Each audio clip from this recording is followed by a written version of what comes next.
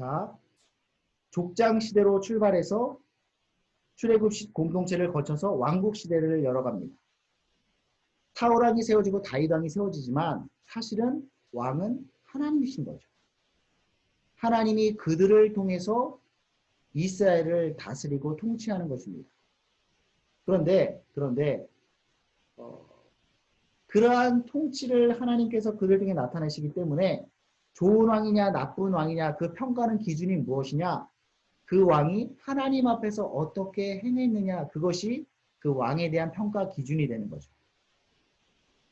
열왕기 상하를 보게 되면 그는 하나님 보시기에 정직했더라, 그는 하나님 보시기에 악했던 왕이다, 그게 평가 기준이에요.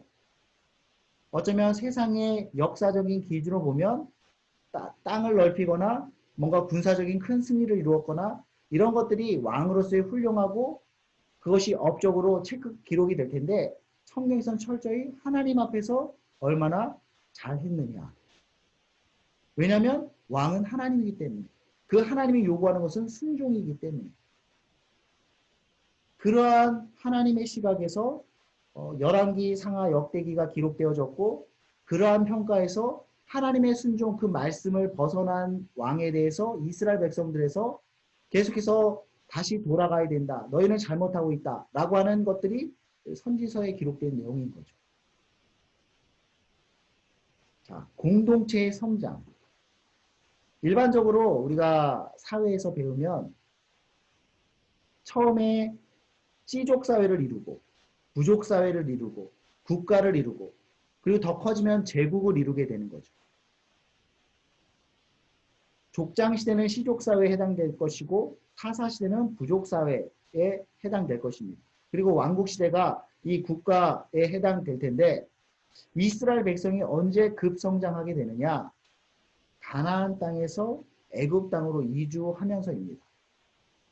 왜 하나님께서 가나안에서 애굽을 이주케 하셨는가?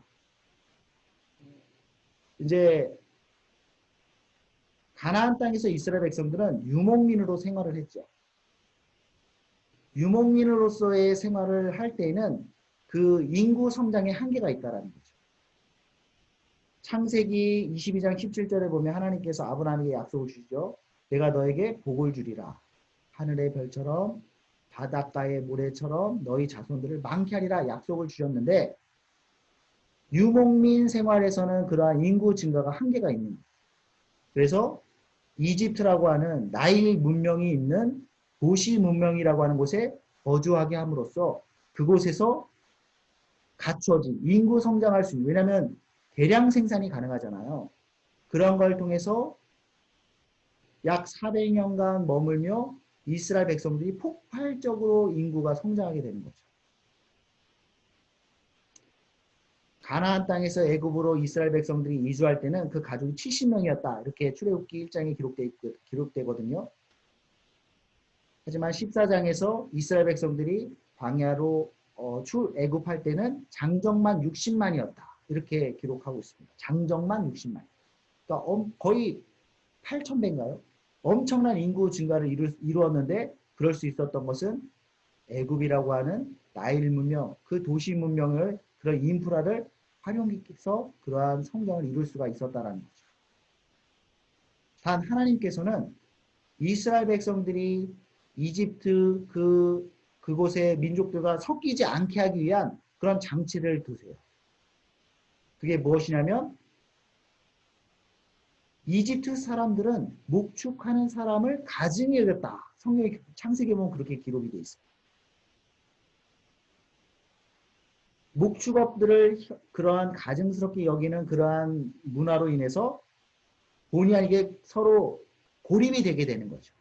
그래서 고센이란 땅에 머물게 되고 이집트 사람과 섞이지 않고 그 이스라엘의 그 민족성을 유지할 수가 있었던 거죠. 더 나아가서 레위기, 출애굽기에도 나오고 레위기에도 보면 하나님께서 가나안 땅에서 살아갈 때 너희가 먹어야 될 음식과 먹지 말아야 될 음식, 정한 음식과 부정한 음식에 대해서 구분을 두시죠. 왜 그러한 구분을 두셨는가? 그것은 가나안 땅에 살면서 가나안 민족들과 섞이지 않게 하기 위한 하나님의 장치라는 거죠. 거룩한 백성으로 살게 하기 위한 하나님의 주신 장치다. 왜? 지금도 그렇잖아요. 우리 밥 한 번 먹을까? 누구랑 친해지고 싶으면 그런 교제 차원에서 밥을 먹는 걸 통해서 어울리고 교제 시간을 갖는데 요즘도 그렇고 옛날도 그랬습니다. 근데 먹을 수 있는 음식이 달라. 나는 이걸 먹을 수 없고 저건 먹을 수 있고 그런 것이 있어. 그러면 그것 때문에 같이 먹을 수가 없습니다. 식탁 교제를 나눌 수가 없습니다. 의식주는 인간의 가장 기본적인 것인데 그러한 식에 있어서 하나님께서 구별됨을 주셔서 그것을 통해서 철저히 지키면 자연스럽게 가나안 민족과 구분되게끔 하는 그러한 장치를 주신 거죠. 정결법. 아무튼 하나님은 애굽 이주를 통해서 그러한 인구의 약속하신 대로 폭발적인 성장을 이루게 하셨다. 근데 부작용이 생겼습니다. 무슨 부작용이냐면 이집트는 여러 신들을 섬기는 그런 나라잖아요. 다원주의 국가. 별의별 신이 다 있잖아요. 그리고 그러한 다원주의, 그러한 신관에 젖어 들어버린 것입니다. 그리고 또 하나는 이집트의 노예로 살면서 그들이 노예의식에 젖어들게 돼요. 하나님께서 이스라엘 백성들을 출애굽시키는데 10가지 재앙으로 그들을 이집트를 굴복시키죠. 그 10가지 재앙의 의미는 무엇이냐면 봐라 너희들이 벌벌 떨고 있는 그 신들이 이집트의 신들을 대표하는 그 10가지 신들 다 그게 신들이에요. 10가지 재앙들이. 그 신들을 굴복시킴으로써 아무것도 아니다라는 것을 보여주는 거죠. 이집트 백성에게도 너희가 믿는 신이 아무것도 아니야 박살낼 뿐만 아니라 이스라엘 백성들에게도 그것들이 아무것도 아닌 것임을 보여주는 것입니다. 그리고 그들을 이끌어낸 다음에 물리적으로는 이집트에서 해방을 얻었지만 여전히 이스라엘 백성 가운데 노예의식에 사로잡혀 있는 거예요. 그래서 하나님께서는 광야 여정을 통해서 노예의 그 의식을 다 그 껍데기를 벗겨버리시는 거죠. 하이라이트는 광야 여정 가운데 시내산 광야에 그들을 모이게 하셔서 모세를 통해서 가르치시는 장면이죠. 네, 모세가 이스라엘 백성들을 가르치기에 앞서서 먼저 하나님이 모세를 시내산으로 부르십니다. 야, 너 산으로 올라와. 그곳에서 모세가 하나님을 대면하면서 그곳에서 십계명을 받고 십계명뿐만 아니라 여러 가지 규례들을 받거든요. 그 받은 것을 가지고 와서 이스라엘 백성들을 가르치시는 거죠. 이때 하나님께서 이스라엘 백성들에게 주셨던 말씀 그게 뭐냐면 출애굽기 19장 5절에서 6절 말씀입니다.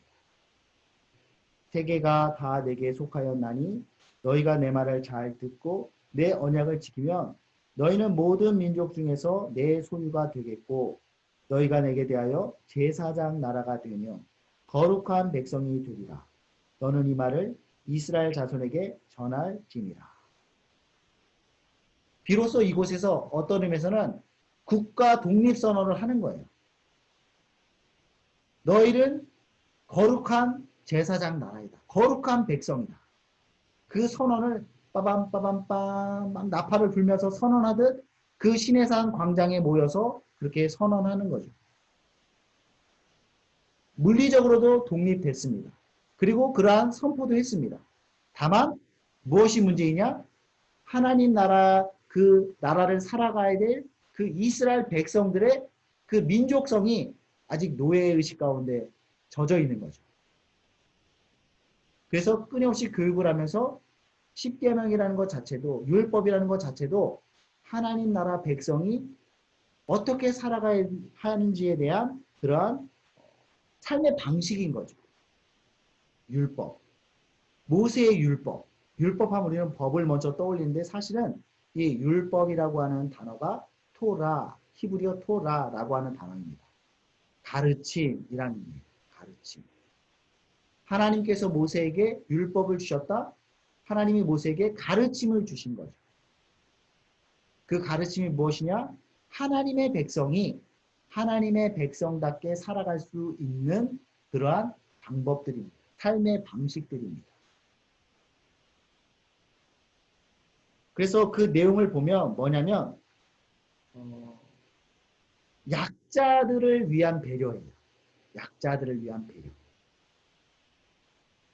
예수님이 누가복음 4장에서 사명선언을 하시면서 이 복음은 가난한 자들을 위한 것이다. 가난한 자들을 위한 복음이다. 그렇게 예수님께서 이사야 선지자의 말씀을 인용해서 선포하는데 사실은 그 뿌리가 구약 모세 오경으로부터 있는 겁니다.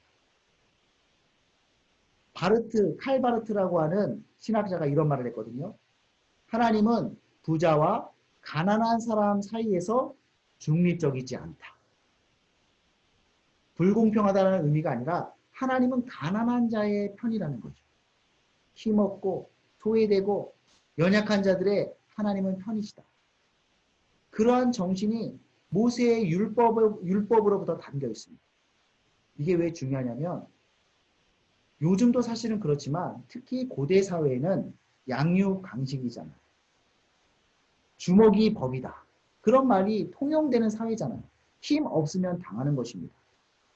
그런데 하나님께서 내가 이 가난한 자들의 고아와 과부들의 내가 아버지다. 너희가 이들에 대해서 홀대면 내가 책임을 묻겠다. 그렇게 하나님께서 딱 든든하게 하시니까 이제까지 당하기만 했던 그러한 약자들이 사회적 소외되었던 자들이 자신의 권리를 보장받을 수 있게 되는 거죠. 세상에서 말하는 법과 정의는 말 그대로 공평함입니다. 공평함. 물론 그것도 이제 좀 문제가 있지만 설사 그 철학대로 공평하게 그것이 실현된다 할지라도 정말 공평하게 해요. 세상의 법의 공평은 부자와 가난한 자를 똑같이 나눠줍니다. 100이 있으면 둘 다 50, 50 나눠줘. 근데 하나님의 정의는 넌 부자야? 그러면 너는 10만 가져. 너는 가난하구나. 많이 더 필요하구나. 그럼 90 가져. 이게 하나님의 정의라는 거죠. 그러한 하나님의 마음이 담긴 것이 모세의 율법이다. 하나님의 규례이다. 라는 것입니다. 그래서 시내산에서 그러한 하나님 나라를 사랑하는 그 백성들의 삶의 방식에 대해서 알려주는 것입니다. 그리고 하나님 나라의 중요한 것이 하나님의 통치라고 했잖아요. 하나님이 통치하기 위해서 이스라엘 백성들 가운데 임재하십니다. 임재. 근데 하나님은 거룩하신 하나님이기 때문에 죄인된 우리가 그 하나님 앞에 설 수가 없는 거죠. 범접할 수가 없는 거죠. 그래서 하나님은 우리 가운데 거하시면서도 그 영광으로 인하여서 죄인된 이스라엘 백성들이 다치지 않도록 성막이라는 것을 짓도록 하십니다. 지난번에도 말씀드린 것처럼 성막이라고 하는 것은 하나님의 임재의 상징인 법궤가 있는 것인데 가죽돌로 한 겹, 두 겹, 세 겹, 네 겹 둘러싸여 있습니다. 그리고 외벽으로 또 한 번 둘러싸여 있습니다. 무엇이냐면 하나님의 영광으로부터 죄인된 이스라엘 백성들을 보호하는 장치인 거예요. 왜 그렇게 번거롭게 하느냐? 하나님께서 그 이스라엘 백성들 가운데 임재하길 원하셔서 하나님이 너희와 함께함이라.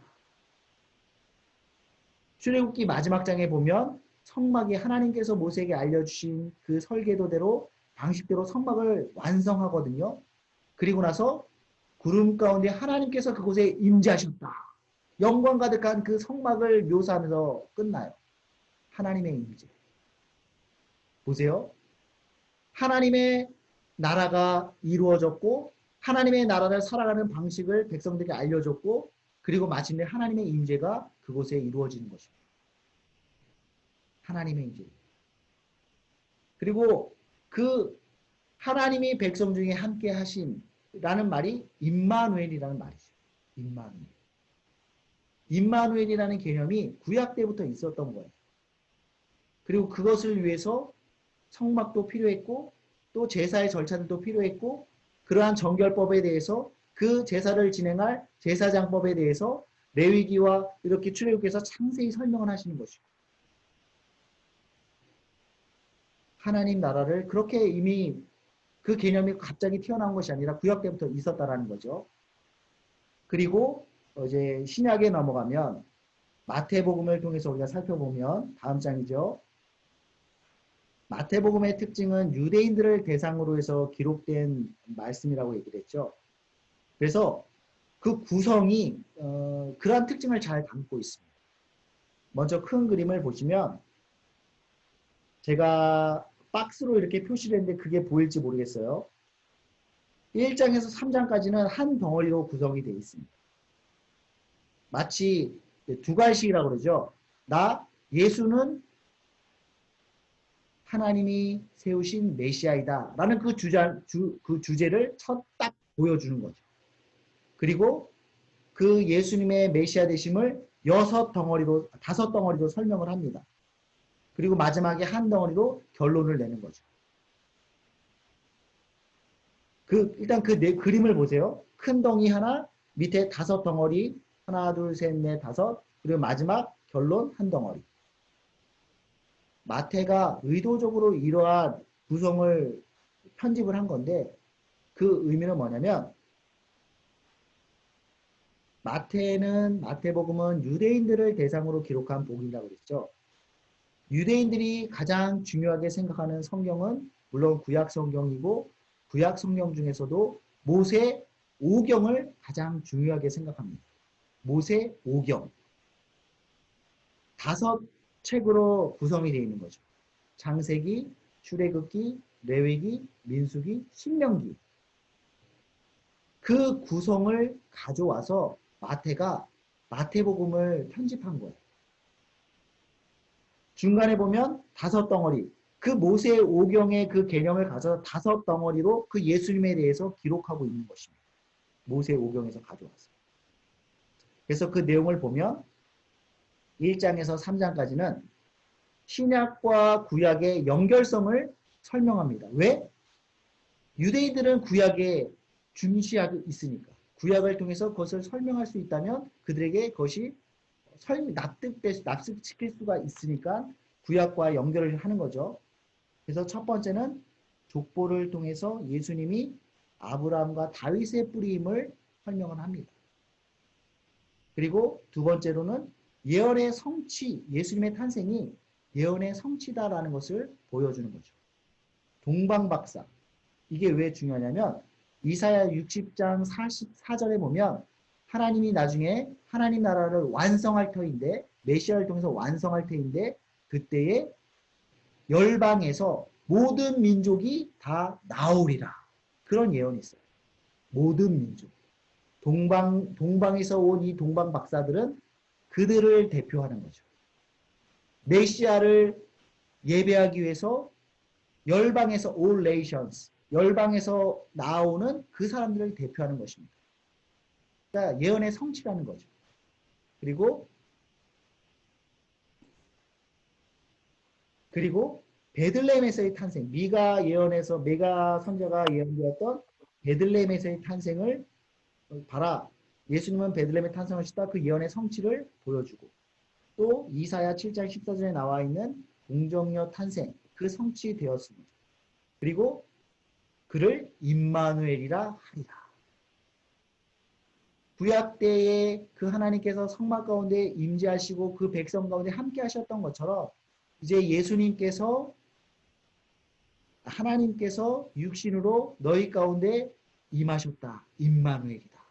이것을 보여주는 것입니다. 마태복음이 보여주는 것은 무엇이냐면 그 내용이에요. 구약의 예언대로 오신 예수님께서 메시아로서의 그 사역을 감당하시며 마침내 완성하셨다. 그래서 마태복음의 마지막이 어떻게 끝나냐면 세상 끝날까지 내가 너희와 항상 함께 있으리라. 임마누엘. 이렇게 끝나는 거예요. 그러니까 굉장히 의도적인 편집이라는 거죠. 처음 시작할 때 임마누엘 하나님에 대해서 말씀하고 마지막에 임마누엘 하나님에 대해서 마무리를 짓는 거죠. 그리고 그 중간에 보면 산상수훈에 대해서 예수님께서 이제 4장에서 7장까지 산상수훈을 통해서 팔복에 대해서 설명을 합니다.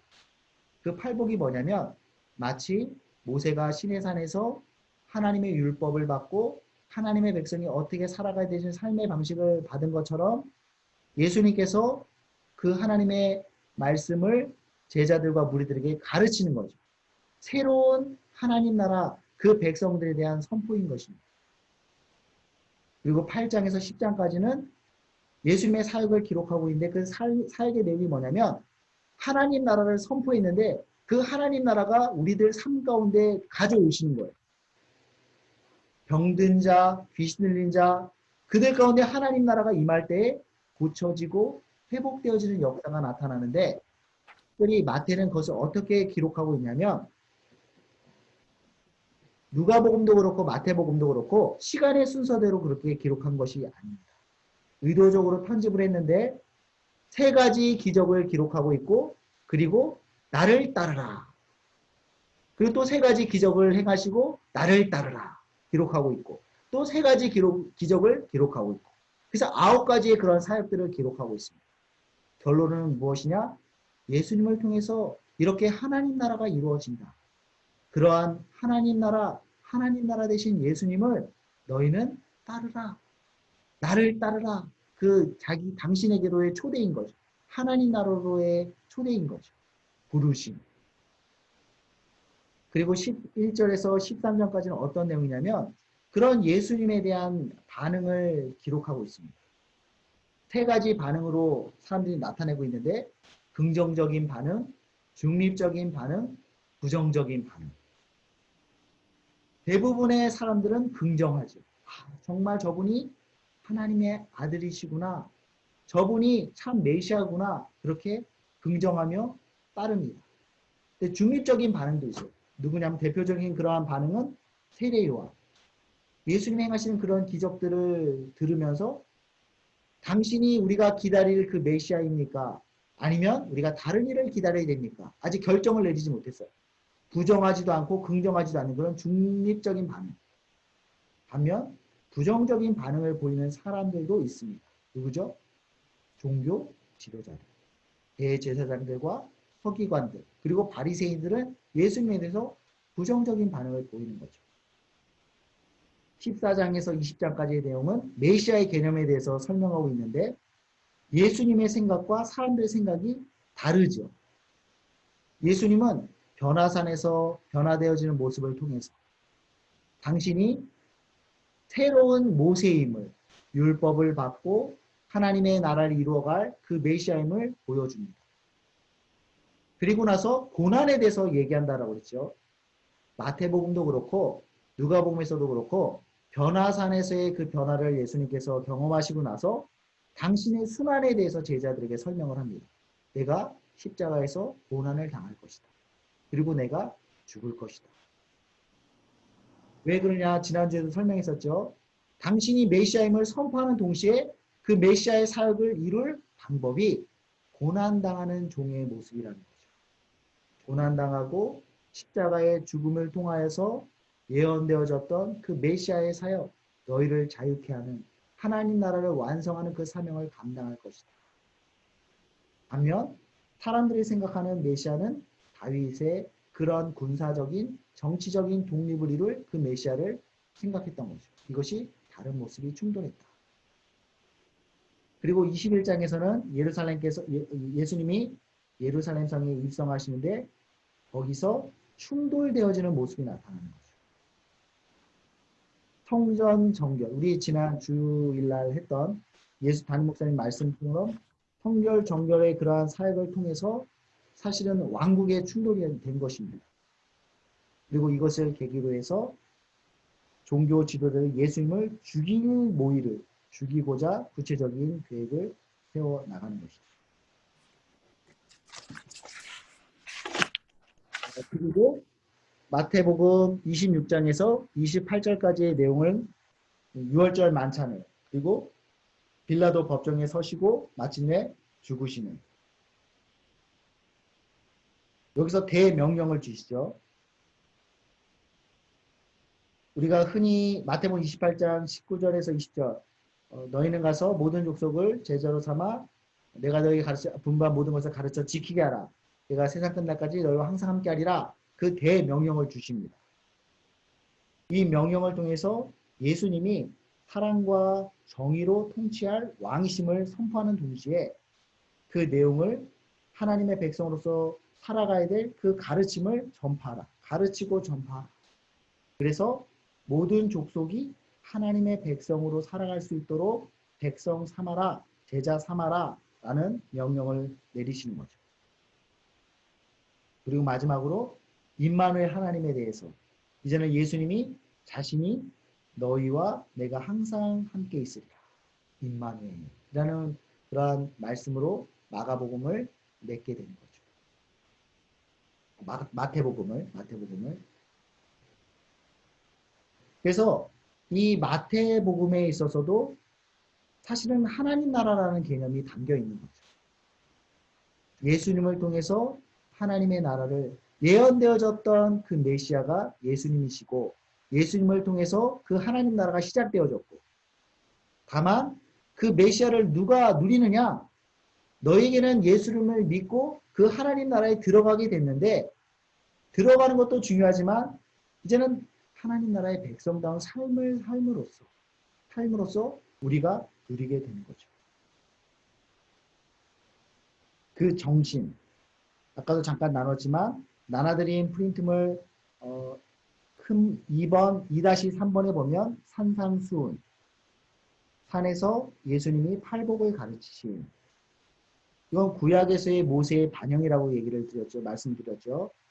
모세가 시내산에서 십계명과 율법을 수여받고 그리고 이스라엘 출애굽한 이스라엘 백성들에게 그것을 가르치고 그들과 나눴던 것처럼 신약에서는 예수님께서 이름 모를 산에서 아마 감난산이 아닐까 그렇게 생각하는데 그 산에서 팔복을 새 율법을 가르치시고 선포하는 거죠. 누구에게? 제자들과 우리들에게. 이들이 새 이스라엘 백성들이 되는 거죠. 새로운 하나님 나라의 백성들이 되는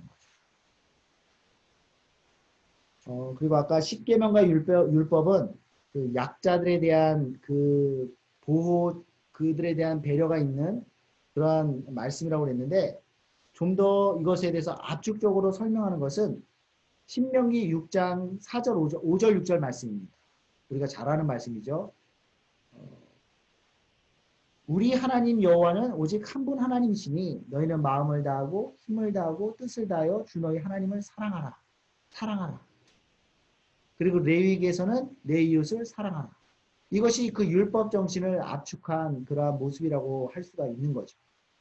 그리고 이것이 팔복으로 그리고 요한복음에서는 새 계명을 너희에게 주노니 내가 너희를 사랑과 같이 너희도 서로 사랑하라. 너희가 서로 사랑하면 이로써 모든 사람이 너희가 내 제자인 줄, 너희가 내 백성인 줄 알리라. 그렇게 요약될 수 있는 거예요. 하나님 나라의 백성, 그 삶의 방식을 한마디로 압축하면 무엇이냐? 사랑이다. 하나님을 사랑하고 내 이웃을 사랑하는 것이다. 이렇게 압축할 수 있겠죠. 그래서 구약과 신약에 나와 있는 하나님의 개념에 대해서 나라에 대해서 쭉 살펴봤는데 한 장 넘겨서 마지막 국가를 이루는 3요소. 제가 말이 좀 빠르죠.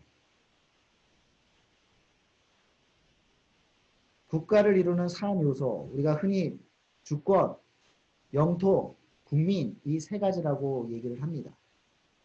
그래서 주권은 국가의 의사를 최종적으로 결정하는 그런 결정권이죠. 권력이죠. 민주주의라고 한다면 주권이 국민에게 있다는 것이고 공화정의라고 한다면 그러한 주권이 한 사람에 의해서 행사되는 것이 아니라 여러 사람의 합의에 의해서 이루어진다. 그런 의미에서 공화정의라고 합니다. 왕정은 무엇이냐? 왕이 다스리는 정치 체제이다. 그래서 지금 우리가 살고 있는 우리 대한민국은 민주주의죠. 민주주의. 그러나 하나님 나라는 하나님이 다스리는 그러한 왕정 체제 가운데 있다. 그래서 The Kingdom of God, 하나님의 왕국. 솔로몬의 왕국 그러면 The Kingdom of Solomon, The Kingdom of David. 솔로몬이 다스리는 나라, 다윗이 다스리는 나라 그런 개념인데 하나님 나라는 하나님이 다스리는 그러한 나라이다 라는 것이죠. 그래서 처음에 하나님의 통치, 하나님의 다스림이 온전히 나타나는 것이 하나님 나라다. 그렇게 얘기를 했죠. 그리고 하나님 나라의 또 중요한 두 번째 개념은 영토라는 개념입니다. 구약에서는 그 영토가 정해져 있었죠. 약속의 땅 가나안. 이 가나안 땅이 굉장히 중요한데 왜 중요하냐면 바로 그것이 하나님 나라이기 때문입니다. 그래서 하나님께서 가나안 땅을 축복의 기업으로 주셨는데 기업으로 주셨죠. 기업. 동시에 아브라함은 그 땅을 지켜야 되는 사명의 땅이기도 한 거죠. 항상 그렇죠. 하나님이 우리에게 주시는 축복은 복인 동시에 사명인 거예요. 하나님께서 누군가에게 우리에게 달란트를 주신다라고 한다면 그거는 복인 동시에 사명인 거죠. 그것처럼 하나님께서 아브라함에게 가나안 땅을 축복의 땅으로 기업으로 주신 동시에 사명의 땅으로 주셨습니다. 그래서 아브라함은 그 땅에서 살아야 되는 거예요. 보세요. 하나님께서 그렇게 사명으로 주신 가나안 땅은 내가 있고 싶으면 있고 떠나고 싶으면 떠나도 되고 그런 곳이 아니에요. 젖과 꿀이 흐르는 땅이라고 하지만 천만의 말씀.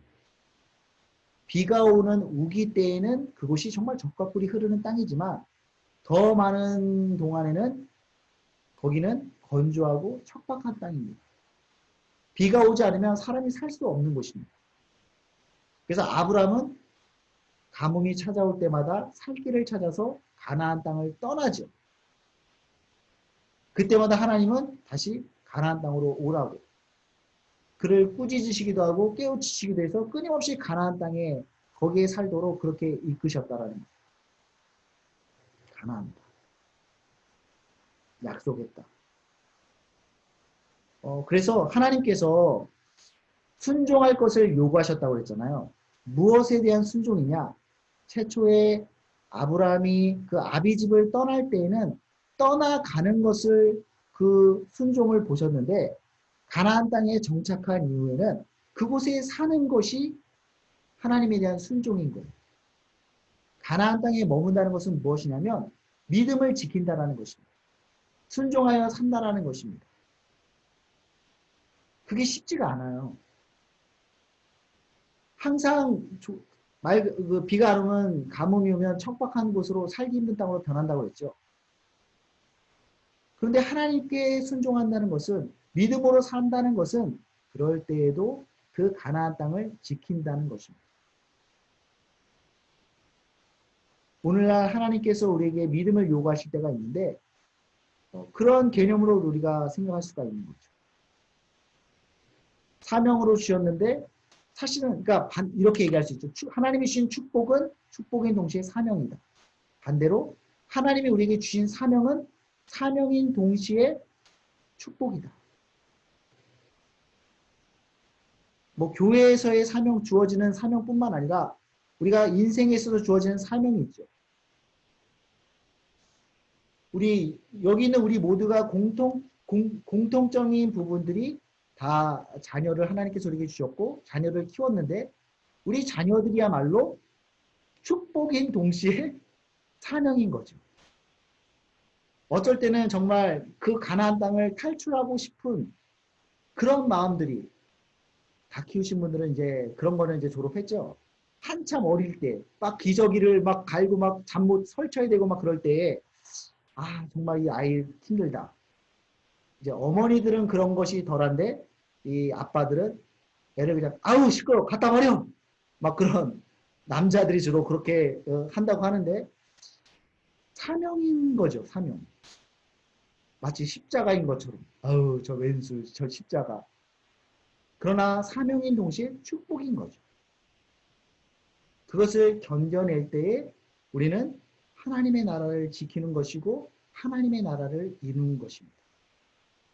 재밌는 것은 뭐냐면 하나님이 이 구약 성경에서 보여주는 하나님 나라의 개념이 사실은 에덴 동산으로부터 시작되는 거예요.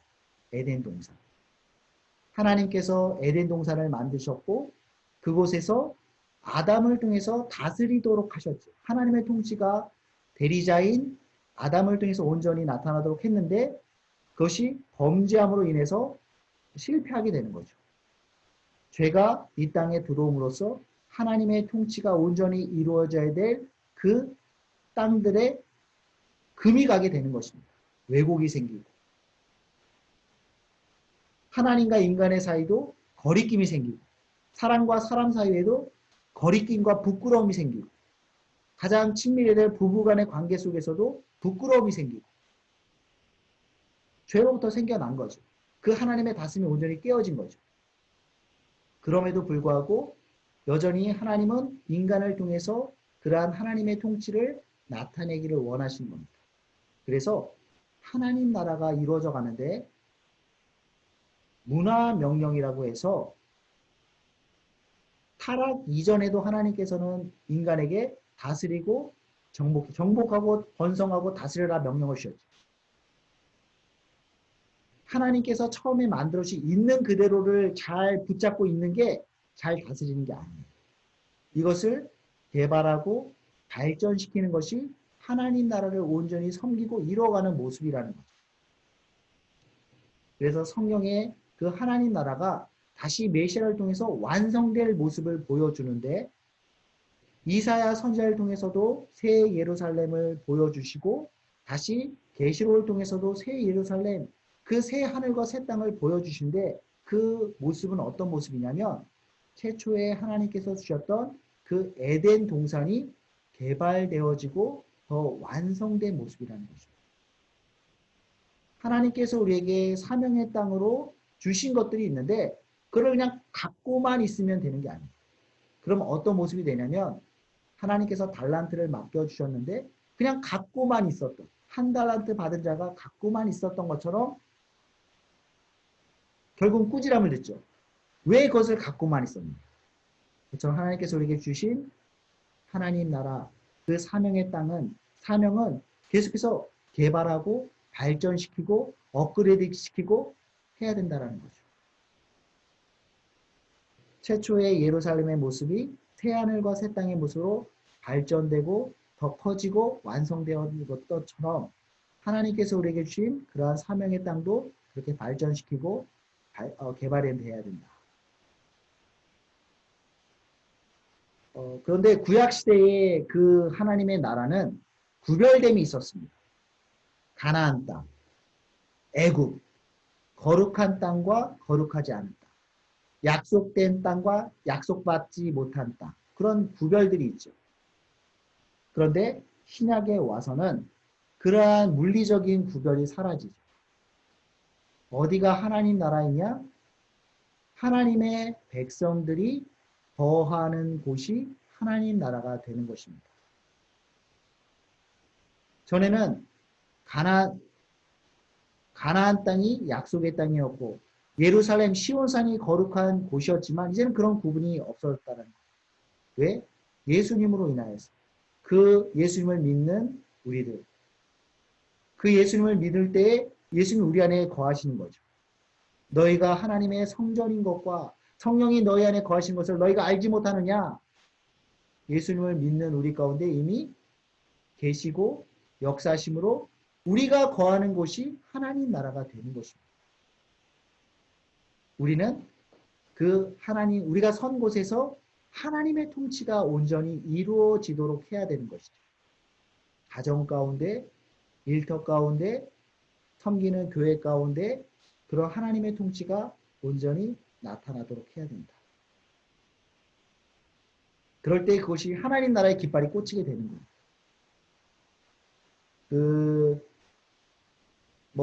우리나라도 그렇고 세계 모든 나라가 정치라고 했을 때 정치 영역은 참 더럽고 치사하다. 그렇게 이제 상식적으로 생각을 하죠. 영국에서도 정치판은 거룩하지 못한 곳이다. 이렇게 돼 있는데 윌리엄 윌버포스라는 사람이 20대 초반에 국회의원이 된 사람입니다. 대단한 사람이죠. 명문가 출신이고 또 수완도 좋아서 국회의원이 됐는데 회심하게 된 거예요. 회심하고 보니 이 정치판이 너무 더러운 겁니다. 그래서 존경하는 목사님에게 찾아가서 목사님, 제가 예수님을 믿고 주를 위해서 살기로 했는데 이 정치판이 너무나 더럽습니다. 저는 이런 곳에서 더 이상 이렇게 살 수 없습니다. 정치를 그만두고 목사가 되어서 목회로 거룩한 삶을 살겠습니다. 그렇게 얘기를 합니다. 그러니까 이 목사님이 아닙니다. 윌버포스 형제님, 하나님께 속하지 않은 영역은 단 한 군데도 없습니다. 이 정치 영역이야말로 죄와 범죄가 가득한 이곳이야말로 하나님을 믿는 우리 형제님 같은 사람이 필요합니다. 계속 국회의원으로 남으셔서 이곳에서도 하나님의 통치가 이루어질 수 있도록 하나님의 뜻이 이루어질 수 있도록 계속 수고하여 주십시오. 그렇게 부탁을 하는 거죠. 이 목사님이 나 같은 죄인 살리신 그 찬송을 작사하신 목사님이신데 그 권면을 받아들여서 이 윌버포스가 계속해서 국회의원으로 정치를 하고 그러면서 내가 국회의원으로서 이곳에서 하나님의 다스림을 어떻게 나타낼 수 있을 것인가 고민하고 기도하는 끝에 한 가지 소명을 붙듭니다. 무엇이냐면 당시만 해도 노예무역이 활발하게 벌어지고 있는 영국 사회 가운데서 노예무역은 하나님의 뜻이 아니다. 이것을 내가 이 영국 땅에서 없애야겠다. 그것을 하나님 나에게 주신 소명으로 알고 그 일을 위해서 평생을 헌신합니다. 그래서 정말 기억이 안 나는데 40년인가를 거의 그 노예 금지법을 통과시키기 위해서 투쟁을 하는 거죠. 국회의원 연설도 하고 여러 가지 활동들을 통해서 마침내 영국에서의 노예무역이 불법으로 그렇게 선언되는 것을 확인하면서 그리고 나서 일주일 뒤에 이 세상을 떠나게 돼요. 그 사명을 감당하는 거죠. 하나님 나라, 하나님의 그 주권, 하나님의 다스림을 받는 그 사람이 서 있는 곳이 하나님 나라이다. 가정 가운데서나 국회 가운데서나 그 어디에서나 그 사람이 서 있는 곳이 하나님 나라가 되는 것이고 저절로 되는 것이 아닙니다. 마법적으로 딱 서면은 하나님 나라 되는 것이 아니라 예수님께서 이 땅 가운데서 행하셨던 일들이 가르치고 병자를 고치시고 십자가에서의 고난 죽음을 통하여서 이루신 그 사역이 뭐냐면 하나님 나라를 이루시는 사역이었잖아요. 그 예수님의 방법이 고난당하는 종의 모습이고 십자가를 지는 모습이었잖아요. 우리가 내가 선 땅을 어떻게 하나님 나라로 바꿀 수가 있는가? 그 예수님의 길을 그대로 따라가는 것입니다. 낮아지고 섬기는 모습으로 다른 사람을 섬기는 그 모습으로 죽어질 때에 내가 죽어질 때에 나는 죽지만 그곳에 하나님 나라가 세워지는 거죠. 하나님 나라 다음 주까지 하나님 나라에 대해서 한 번 더 나누고 그리고 나서 제자도에 대해서 나눌 텐데 사실은 제자도가 하나님의 백성으로서 살아가는 방법인 거죠. 똑같은 말입니다. 우리가 온전한 하나님 나라를 이루기 위해서는 예수님의 그 삶을 우리도 따라가야 되는 것이죠. 필요하면 하나님은 귀신을 쫓아내고 병든 자를 고치게 하는 그 능력을 우리 통해 행하게 하십니다. 여러분, 오늘날에도 지금도 그러한 우리가 흔히 기적이라고 하는 일들이 벌어집니다. 주로 어디서 이루어지냐면 선교 현장에서 많이 이루어지죠. 선교사님들이 그런 선교 보고를 들으면 21세기인 지금도 정말 병자들이 앞을 보지 못하는 그러한 시각 장애자들이 눈을 뜨고 앉은 병들이 일어나는 그런 기적들이 일어나요. 그리고 이슬람 선교사역을 하시는 선교사님들의 그런 그 선교 보고를 들어보면 어떤 일들을 하나님께서 행하시냐면 꿈들을 통해서 그들에게 직접 계시하는 역사들이 있더라고요. 이슬람은 원천적으로 성경을 접할 수가 없잖아요.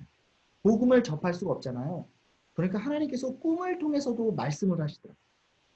선교사님이 한 이슬람적의 지역을 여행하시다가 한 사람, 이제 두 사람이 있는 사람을 발견했는데 예수님에 대해서 복음에 대해서 얘기를 꺼내니까 그 사람들이 정말 두 손을 들고 그 복음을 받아들이고 영접하더래요.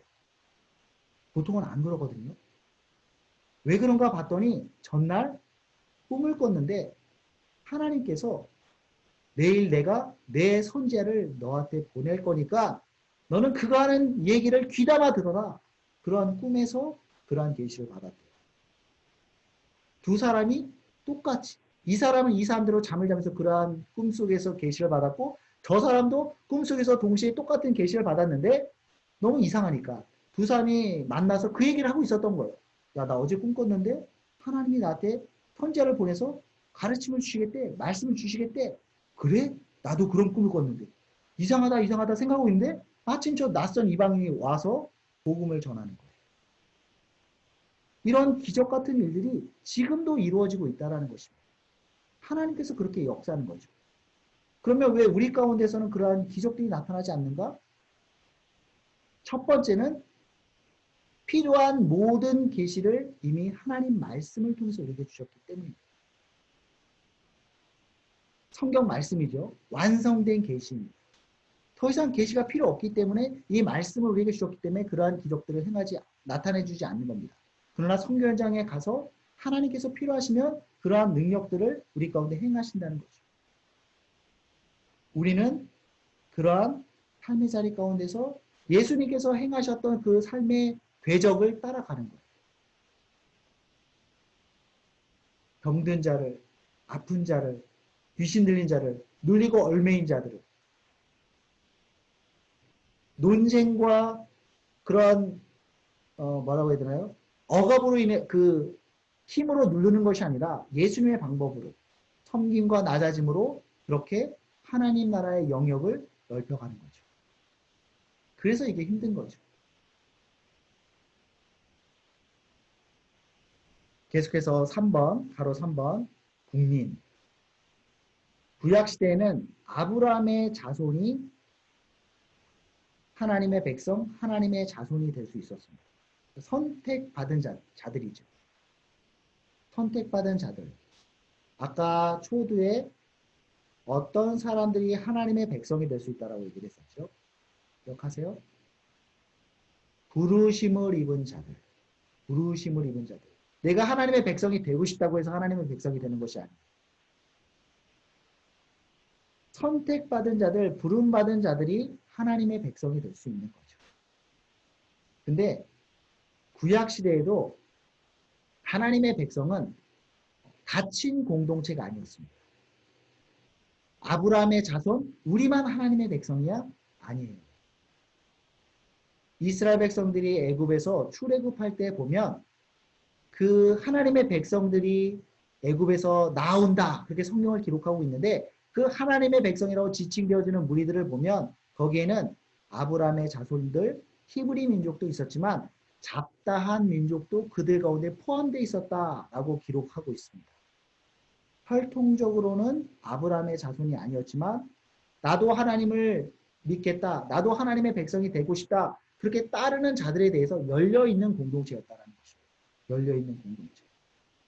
더 나아가서 하나님께서 이스라엘 백성들을 부르신 이유를 뭐라고 말씀하시냐면 내가 너희를 부르고 나의 백성을 삼은 것은 이방의 빛으로 너희를 삼아 너희 빛을 보고 열방이 나에게 오도록 하기 위해서 내가 너희를 선택했고 불렀다. 그렇게 말씀하십니다.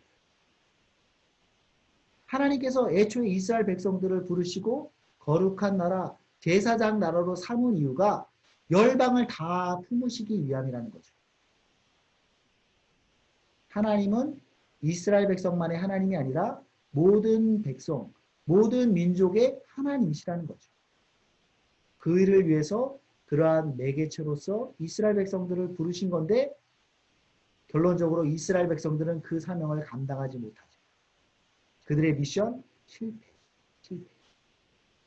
그래서 신약에서 예수님께서 오셔서 그러한 이방의 빛으로서의 그 사명을 감당하실 뿐만 아니라 그 제자들을 부르셔서 너희는 세상의 빛이니 하나님께서 이스라엘 백성들에게 기대하셨지만 그들이 실패하신 것을 이제 다시 새 이스라엘 백성들, 그 12제자들로부터 시작되어지는 그 이스라엘 백성들이 빛이 되어서 열방을 하나님께로 인도하는 그 사명을 감당하는 것입니다.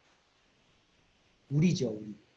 우리가 열방의 빛이 되어서 모든 족속을 제자로 삼아 아버지와 아들과 성령의 이름으로 세례를 베풀고 내가 너에게 분부한 모든 것을 가르쳐 지키게 하라. 이것이 예수님의 말로서 그렇게 표현되었지만 사실은 구약에서 하나님이 이스라엘 백성들에게 명령하셨던 그 명령의 반복이라는 거죠. 그리고 오늘날 우리가 계속해서 이어가야 될 그러한 사명이다. 그래서 신약으로 넘어오면 예수님을 영접하는 자가 그러한 하나님의 백성이 된다. 십자가의 의미가 그것이죠. 에베소서 2장 13절의 그 말씀을 보면 너무나 중요한 말씀이어서 제가 한번 읽어보도록 하겠습니다. 에베소서 2장 13절 14절. 이제는 전에 멀리 있던 너희가 그리스도 예수 안에서 그리스도의 피로 가까워졌느니라. 그는 우리의 화평이신지라. 둘로 하나를 만드사 원수된 것, 곧 중간에 막힌 담을 자기 육체로 허시고. 유대인과 이방인이라고 하는 그 구별의 담을 무너뜨리시고 모든 민족을 하나님의 백성 삼으셨다.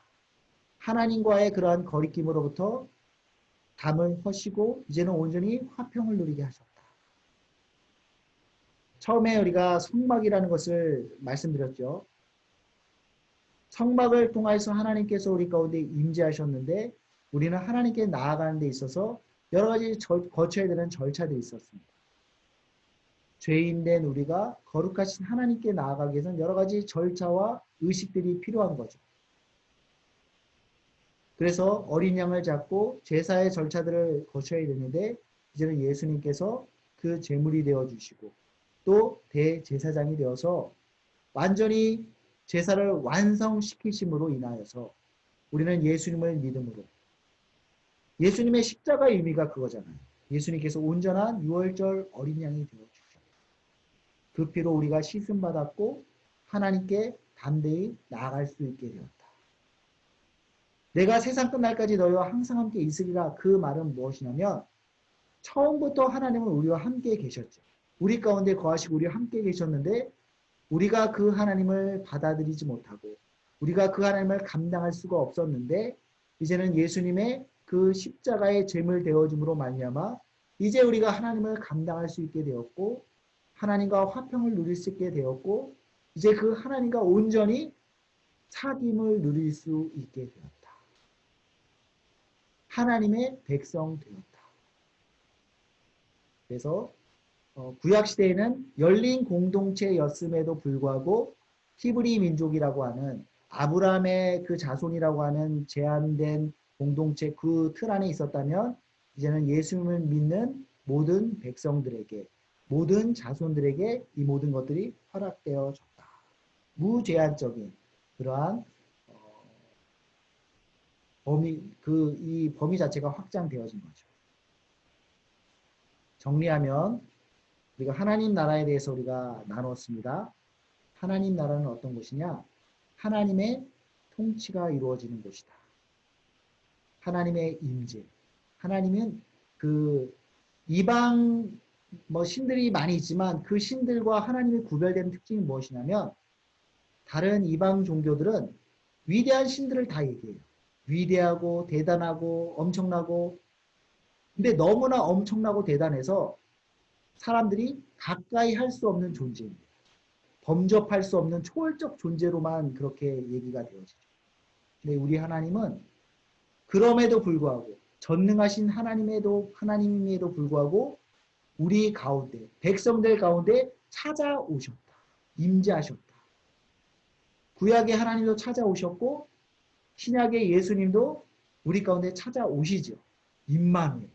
이 임마누엘이라는 그 단어 자체가 우리와 함께 하신다는 것 자체가 세상의 다른 신들과 구별되어지는 하나님의 독특성을 보여주는 말씀입니다. 찾아오셨고 우리를 다스리기를 원하시는 것입니다.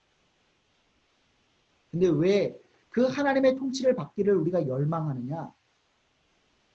적어도 최초의 구약시대에 특별히 모세오경을 받았던 이스라엘 백성들이 경험한 통치는 무엇이었냐면 독재자 바로왕을 통하여서 학정과 폭정 가운데 당했던 거죠.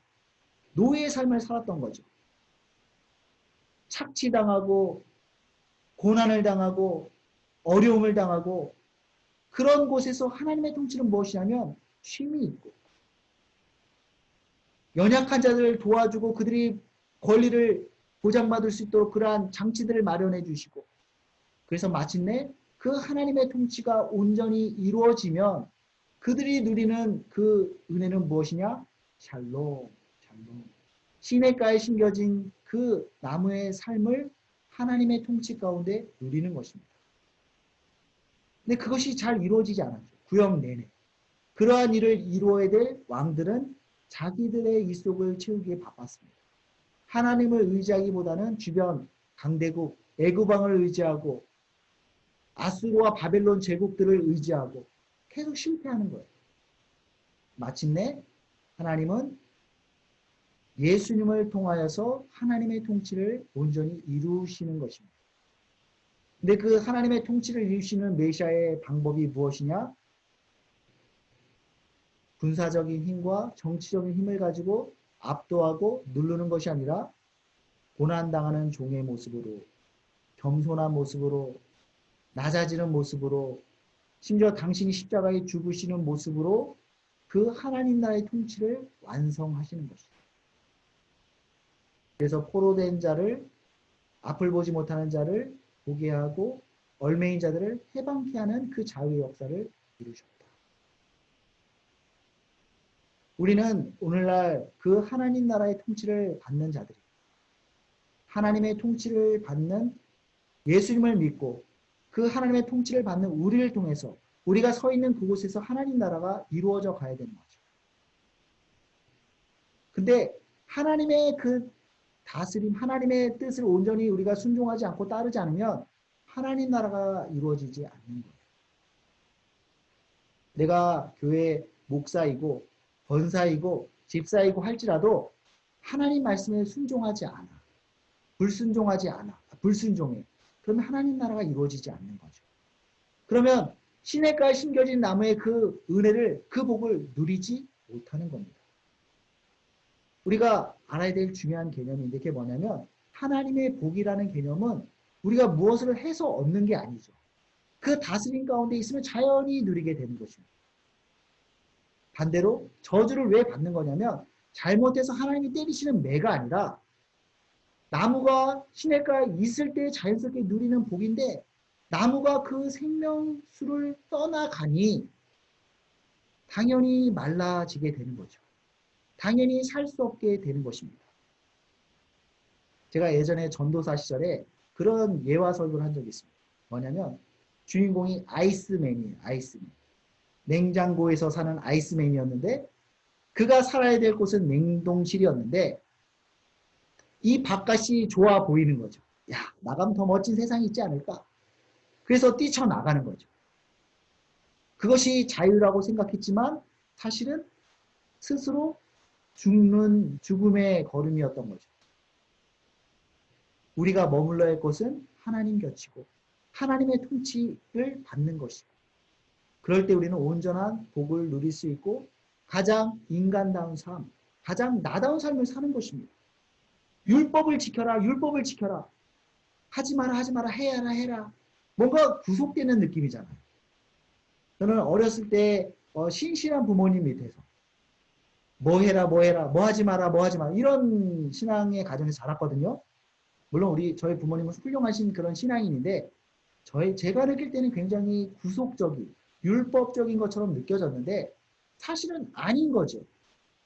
하나님께서 주신 가이드는 그러한 하나님의 다스림을 통하여서 우리가 창조되어진 그 질서대로 살고 그럼으로써 자연스럽게 복을 누리는 그러한 방법들이고 절차들이고 과정들인데 그렇게 저는 어렸을 때 마치 율법적이고 구속적인 답답하게 받아들이는 사실은 아니라는 거죠. 그래서 진리를 알 때에 참된 자유를 누리게 되는 것입니다. 진리를 알지니 너희가 자유케 되리라. 하나님의 다스림, 하나님의 법대로 우리가 온전히 살아갈 때에 참된 자유. 우리가 창조되어진 그 사용 설명서대로 살아갈 때 제대로 사용되어지는 거죠. 우리의 삶이 제대로 사라지는 것이고 부모와 자식 간의 관계가 제대로 성립될 수 있는 것이고 이 땅 가운데서 이 사회가 제대로 돌아가게 되는 것입니다. 이것이 하나님 나라의 구현인 거죠. 오늘날 죄로 인해서 관계적인, 사회적인 여러 것들이 어긋나고 깨어졌는데 예수님께서 이 땅에서 그런 것들을 회복시키는 사역을 하신 거잖아요. 우리가 다시 그 회복의 사역을 이루어가는 것이다. 여기까지 우리가 오늘 하나님 나라에 대해서 배웠고요. 다음 주에도 하나님 나라에서 두 번째로 같이 나누도록 하겠습니다. 여기까지 질문 있으신 분들은 카톡으로 질문을 주시면 되겠고요. 그리고 또 뭐 제안, 여러 가지 제안해 주실 거 있으면 제안해 주시면 되겠습니다. 다음 주는 9, 10, 11, 12 누가복음 9장에서 12장까지 읽어오시고요. 그 내용에 대해서 퀴즈로 같이 나누도록 하겠습니다. 그리고 오늘 퀴즈를 맞추시고 당첨되신 분들은 최춘대 권사님, 이양순 권사님, 유면성 권사님, 김미순 권사님 이렇게 네 분이십니다. 다음에는 우리 다른 분도 퀴즈에 참여해 주시고 상품 우리 받아갈 수 있기를 바랍니다. 네, 여기까지 하도록 하겠습니다. 감사합니다.